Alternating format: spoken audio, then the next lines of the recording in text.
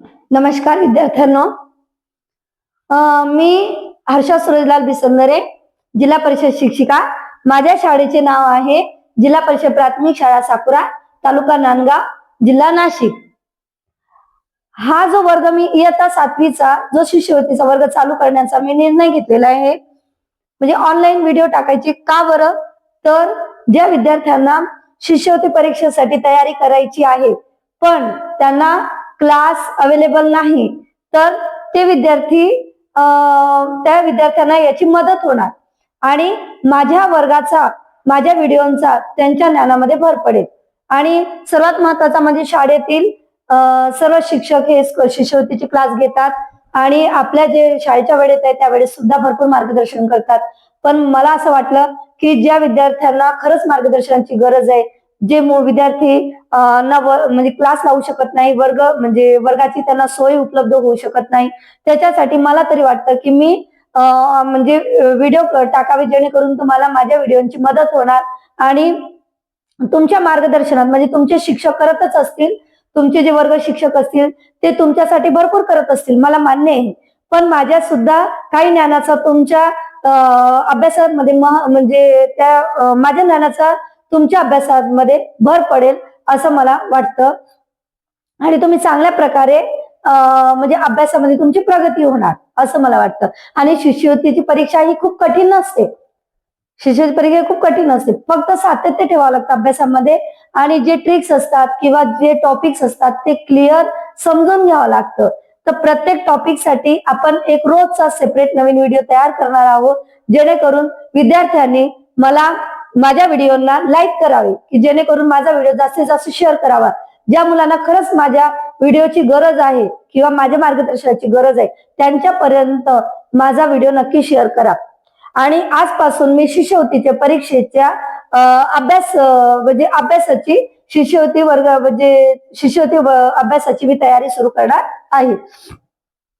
आता इयत्ता 7वीचा जो स्कॉलरशिप आहे, याच्या आधी ही जी स्कॉलरशिप परीक्षा होती ही 5वी आणि 8वीला होती, त्याच्याही आधी ही 4थी आणि 7वीलाच होती, पण परत शासनाने निर्णय घेतला की ही 5वीला आणि 8वीला घ्यावी। मग 5वी आणि 8वीला घेण्यात परत या वर्षापासून शासनाने निर्णय घेतला की आपण शिष्यवृत्ती परीक्षा ही 4थी आणि 7वीलाच घ्यावी। म्हणून आता विद्यार्थ्यांना वेळ कमी राहिलेला आहे आणि ऐन वेळेस परीक्षेचं डिक्लेरेशन झालेलं आहे, त्याच्यामुळे विद्यार्थ्यांजवळ आता एप्रिलमध्ये त्यांची परीक्षा सुद्धा आहे। त्याच्यामुळे सर्वांनी शिष्यवृत्ती परीक्षेची चांगली तयारी करावी आणि तुम्हाला जास्तीत जास्त मार्गदर्शन मिळावं या हेतूने मी हा व्हिडिओ बनविला आहे। तर सगळ्यांनी लक्षपूर्वक ह्या व्हिडिओचा लाभ घ्यावा, जेणेकरून तुमची शिष्यवृत्ती परीक्षा खूप छान जाणार आणि तुम्ही 100 पैकी 100 म्हणजे 100% तुम्हाला सक्सेस मिळणार याची मला खात्री आहे। चला आजच्या व्हिडिओला सुरुवात करायची का मग? ठीक आहे,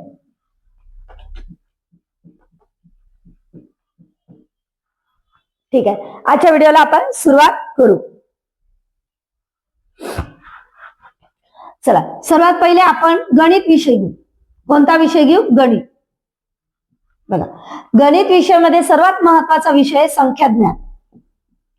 गणित विषयात सर्वात महत्वाचा विषय संख्याज्ञान आणि 7वीच्या स्कॉलरशिपच्या मध्ये हा बेस आहे। संख्याज्ञान जो आहे हा बेस आहे, कारण याच्यावर बुद्धिमत्तेचे टॉपिक, त्याच्यानंतर इंग्रजीचे टॉपिक आणि याच्यावर गणिताचं टॉपिक बरेच डिपेंड असतात।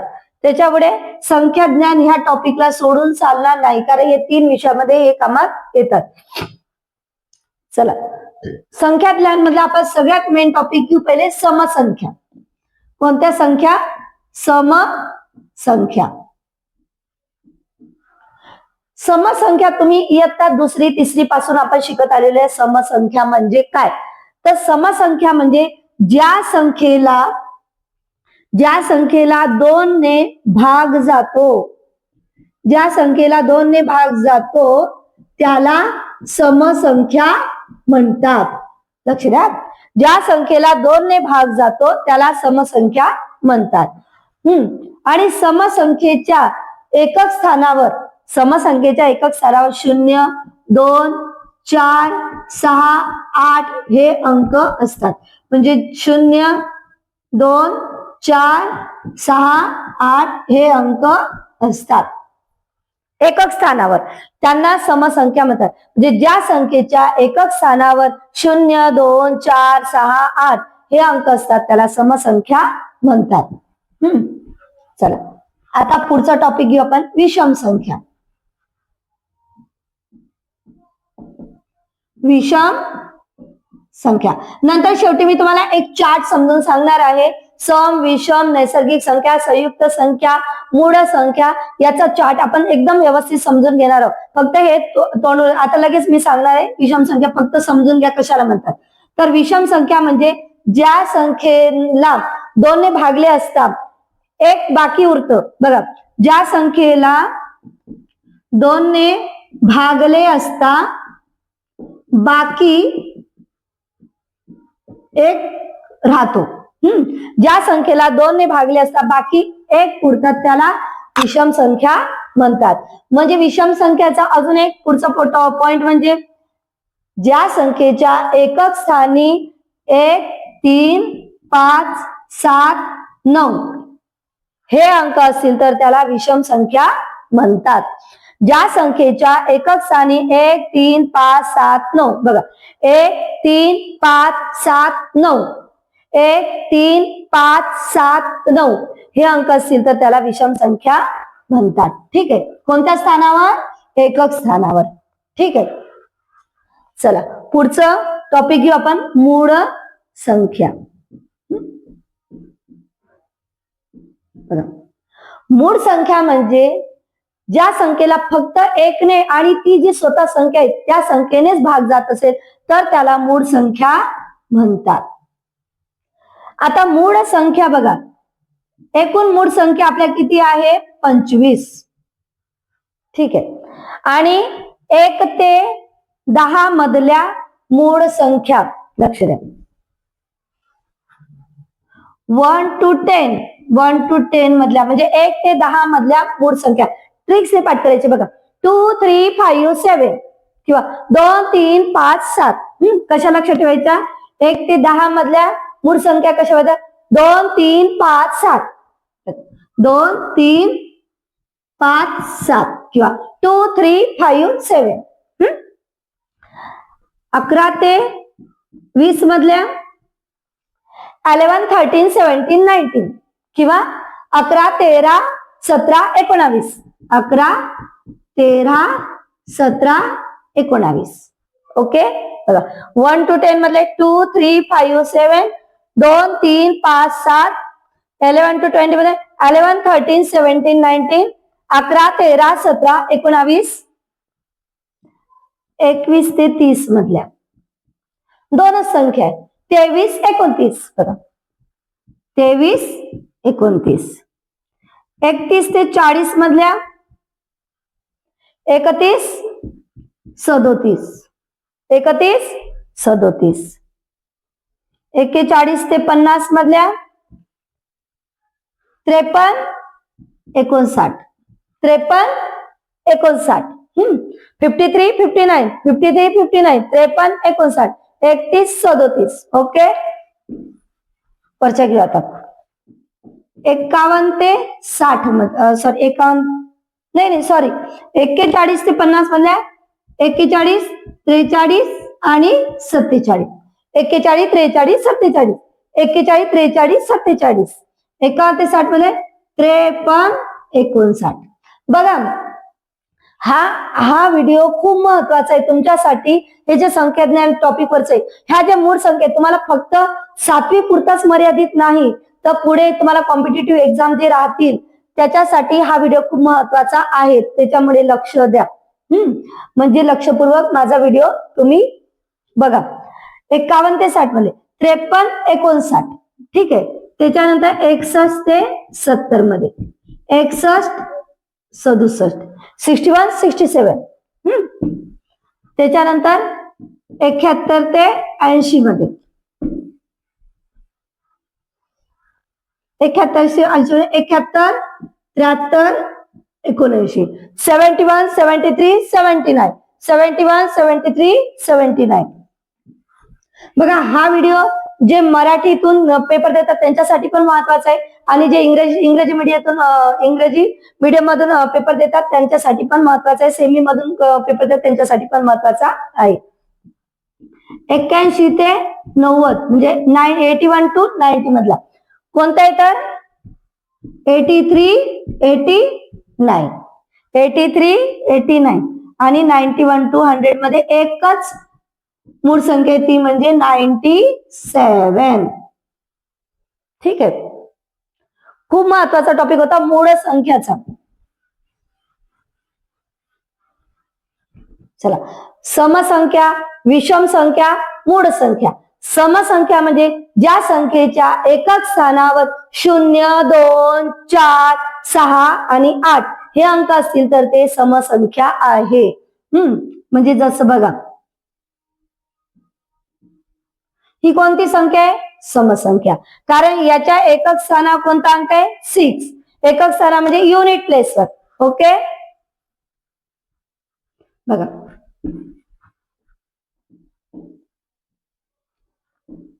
ही कोणती संख्या आहे? 59. याच्या युनिट प्लेसवर म्हणजे एकक स्थानावर 9 हा अंक आहे. म्हणजे काय आहे? हा विषम संख्या आहे. विषम संख्या म्हणजे ऑड नंबर. ओके, सम म्हणजे इव्हन नंबर, विषम म्हणजे ऑड नंबर आणि मूळ संख्या म्हणजे प्राईम नंबर. ओके, चला, म्हणजे सम, विषम आणि मूळ संख्या याचं तुम्हाला समोर क्लिअर झालेलं आहे. त्याच्यानंतर आपण घेऊ नैसर्गिक संख्या. नैसर्गिक संख्या सर्व नैसर्गिक संख्या आहे. 1 ते 100 पर्यंत सर्व नैसर्गिक संख्या आहे. ठीक आहे, आता संयुक्त संख्या. संयुक्त संख्या बघा, संयुक्त संख्या म्हणजे काय तर जे मूळ संख्या आहे, ज्या मूळ संख्या सोडल्या तर बाकी सर्व काय आहे? संयुक्त संख्या आहे. आता तुम्हाला मी मूळ संख्या सांगितल्या होत्या कोणकोणत्या? 1 ते 100 मध्ये एकूण 25 मूळ संख्या आहे. 1 ते 100 मध्ये एकूण 25 मूळ संख्या आहे. आता या ज्या 25 सोडल्या तर बाकीच्या सर्व संयुक्त संख्या असायला पाहिजे, पण एक ही संयुक्त संख्या नाही. एक ही मूळ संख्या पण नाही, संयुक्त संख्या पण नाही. एक ही मूळ संख्या पण नाही आणि संयुक्त संख्या पण नाही. बघा, एक ही मूळ संख्या पण नाही, संयुक्त संख्या पण नाही. आणि 1 ते 100 मध्ये टोटल किती मूळ संख्या आहे? 25. आणि या 25 मूळ संख्या जर सोडल्या तर बाकी सर्व काय आहे? संयुक्त संख्या आहे. म्हणजे मग टोटल संयुक्त संख्या किती? 74. किती आहे? 74. समजलं का? जर तुम्हाला पेपरमध्ये प्रश्न आला की 1 ते 100 मध्ये एकूण संयुक्त संख्या किती, तर एकूण संयुक्त संख्या आहे 74. किती आहे? 74. याच्यावर आपण एकदम छोट्या छोट्या गोष्टीवर आपण विचार करणार आहोत. लक्ष द्या.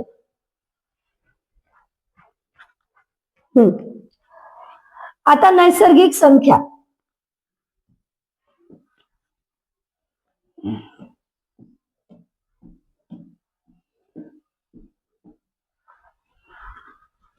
या चार्ट बघण्याच्या आधी आपण एक छोटा टॉपिक वर डिस्कस करू. लक्ष द्या. पहिले म्हणजे बघा, 1 ते 100 मधल्या ज्या समसंख्या आहे, 1 ते 100 मधल्या म्हणजे 1 to 100 मधल्या समसंख्या कोणत्या? समसंख्या. किती समसंख्या आहे टोटल? 50.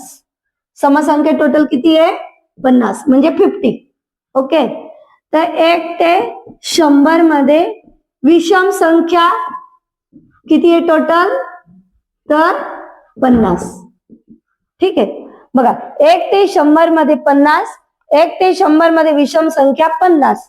ठीक आहे, त्याच्यानंतर 1 ते 100 मध्ये मूळ संख्या 25.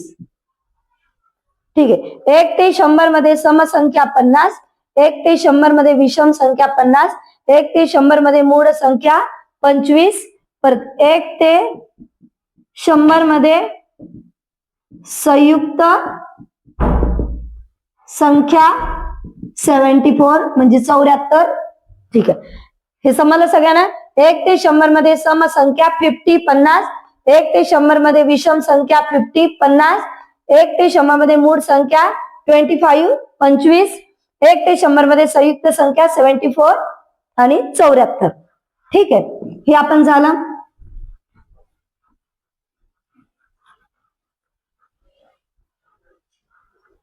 आपण आता क्रमवार समसंख्या कधी पण लक्षात ठेव, कोणत्याही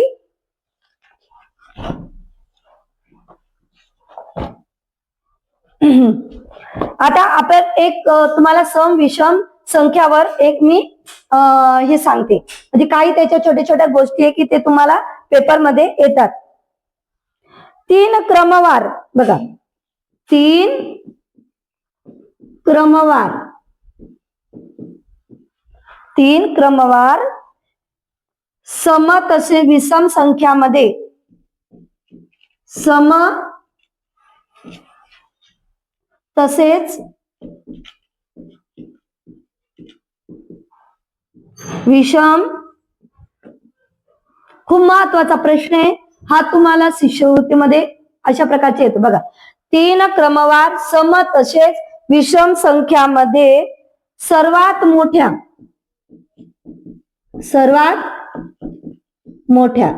व सर्वात लहान संख्या यामध्ये फरक 4चा फरक असतो. 4चा फरक म्हणजे 4चा फरक असतो. म्हणजे बघा, 3 क्रमवार सम तसेच, बघा महत्वाचा एकदम महत्वाचा प्रश्न, याला इम्पॉर्टंट करा, IMP आहे. अशा प्रकारचे प्रश्न येतात बघा.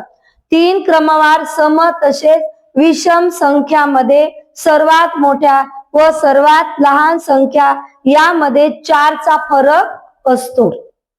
आता आपण बघू ना, मग खरंच असतो का, आपण ते एक डिफाईन करू. आता 3 क्रमवार पहिले समसंख्या घेऊ. 2 ही समसंख्या आहे, 4 ही समसंख्या आहे, त्याच्यानंतर 6 ही समसंख्या आहे. ठीक आहे, 3 क्रमवार समसंख्या यामध्ये सर्वात मोठ्या म्हणजे कोणती आली, 6, व सर्वात लहान कोणती आली, 2.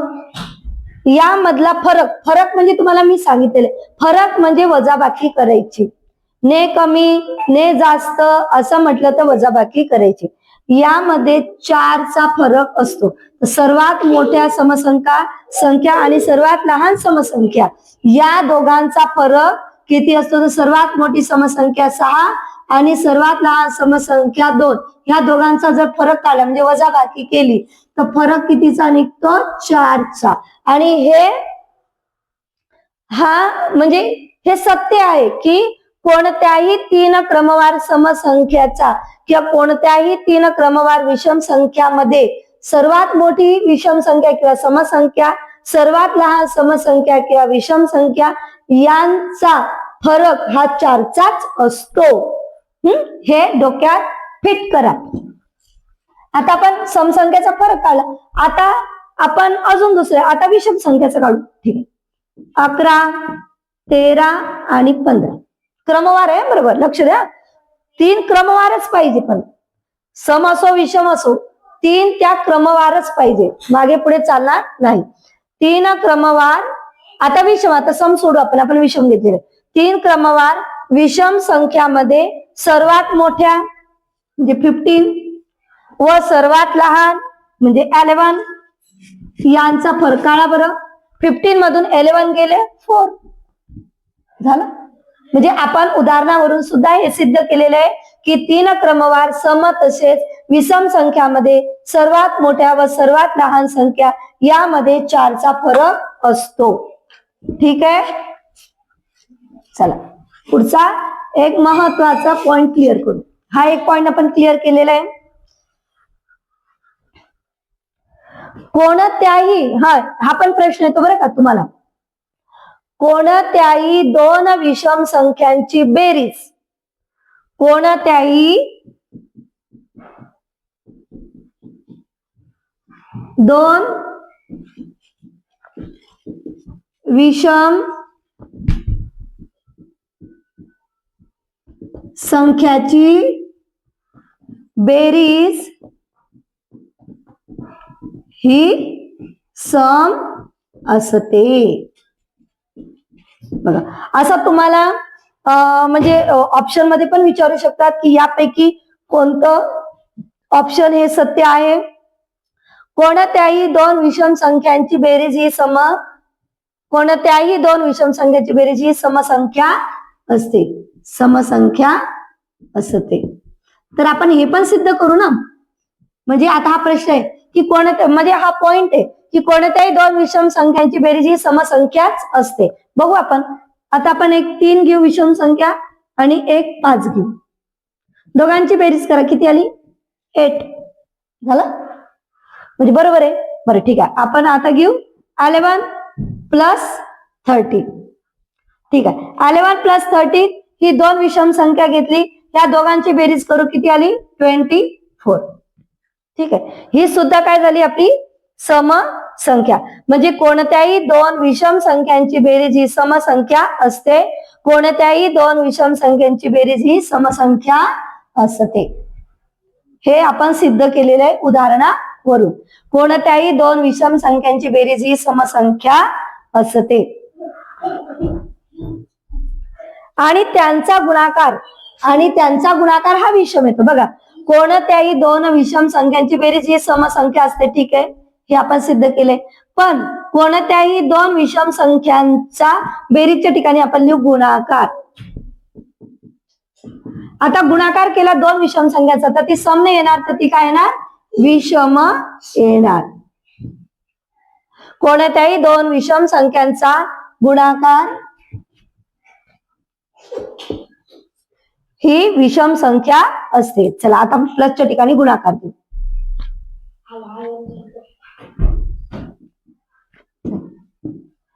3 5 जा 15 आलं. विषम संख्या, दोन विषम संख्याचा गुणाकार केला, उत्तर काय आलं? विषम संख्या. चला परत घेऊ. 3 5 जा 15 म्हणजे 3 3 5 15. 7 9 जा 63 आली विषम संख्या. 7 9 63 विषम संख्या आली. म्हणजे हे पण सिद्ध केलेलं आपण की कोणत्याही दोन विषम संख्यांचा गुणाकार ही विषम संख्याच असते. म्हणजे हे खूप महत्वाचे टॉपिक आहे, हे तुम्ही क्लिअर करा.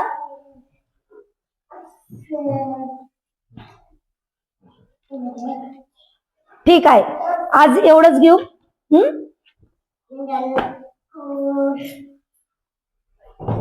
धन्यवाद.